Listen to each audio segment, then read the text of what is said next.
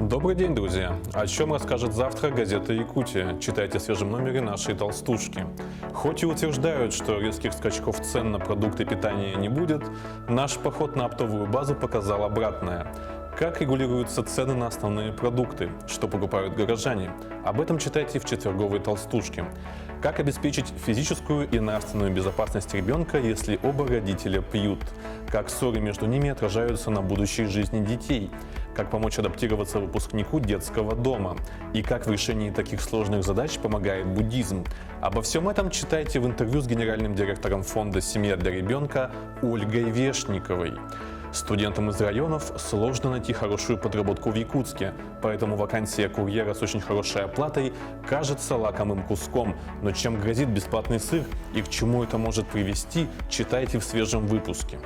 В Якутии с момента упразднения вытрезвителей в 2011 году резко увеличилось количество пьяных преступлений.